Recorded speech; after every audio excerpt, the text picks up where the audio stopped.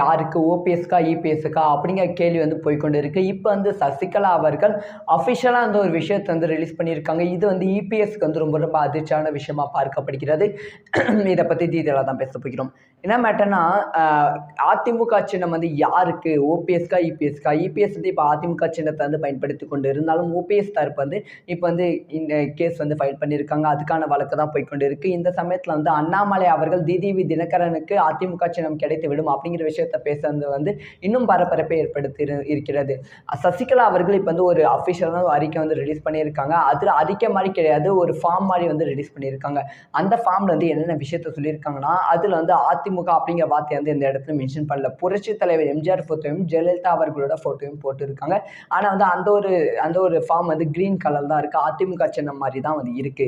அதில் வந்து உங்களோட பெயர், அதுக்கப்புறம் முகவரி, அதுக்கப்புறமா இந்த அமைப்பை பற்றி நீங்கள் என்ன நினைக்கிறீங்க, உங்கள் கழகம் என்ன, இது வந்து அதிமுகவுக்கு வச்ச வேத்து மாதிரி மட்டும் கிடையாது. அதிமுக, திமுக, தேமுதிக அந்த மாதிரி வந்து எல்லா கட்சிகளுக்கும் வச்ச வேத்து மாதிரி வந்து தெரிகிறது. ஸோ உங்களோட கழகம் பெயர் என்ன, நீங்க என்ன செய்ய விரும்புறீங்க, ஸோ வந்து நீங்க ஜாயின் பண்றீங்களா அப்படிங்கிற விஷயத்தை வந்து கேட்டிருக்காங்க. இதிலே வந்து தெரிகிறது.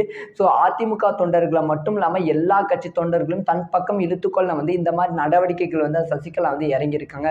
கரெக்டாக நாடாளுமன்ற தேர்தல் முடிந்த பிறகு வந்து இந்த ஒரு விஷயத்தை வந்து அறிவித்திருக்காங்க. இதனால் வந்து இபிஎஸ்க்கு வந்து கொஞ்சம் அதிர்ச்சியாக தான் பார்க்கப்படுகிறது. மற்ற கட்சிகளுக்கு எப்படின்னு தெரியல, ஆனால் வந்து அதிமுக தொண்டர்கள் பல பேர் வந்து சசிகலா பின்னாடி போக வாய்ப்புகள் இருக்கு அப்படின்னு சொல்லப்படுகிறது. ஸோ வந்து இதனால் வந்து இபிஎஸ்க்கு தோல்வி வருமான்னு கேட்டால் வந்து வாய்ப்புகள் அதிகமாக இருக்கு. ஏன்னா வந்து இபிஎஸோட வாக்கு சதவீதம் வந்து கம்மியாக வாய்ப்பு இருக்கு. ஏற்கனவே வந்து இந்த நாடாளுமன்ற தேர்தலில் கூட்டணி பலம் இல்லாமல் இபிஎஸ் அதிமுக வந்து கொஞ்சம் சிக்கல் தான் இருக்கு. இந்த சமயத்தில் வந்து சசிகலா அவர்கள் தன்னோட ஓட்டு பர்சன்டேஜை பிடித்தால் அதுவும் வந்து சிக்கலா போக வாய்ப்புகள் இருக்கு. இது எல்லாமே வந்து ரொம்ப அதிர்ச்சியான விஷயமா தான் பார்க்கப்படுகிறது. சசிகலா அவர்களோட மூவை வச்சு தான் அடுத்தடுத்து என்ன நடக்க போகுது அப்படி வெயிட் பண்ணி பார்க்கணும். இதை பத்தி உங்களோட ஒப்பீனியன் என்ன?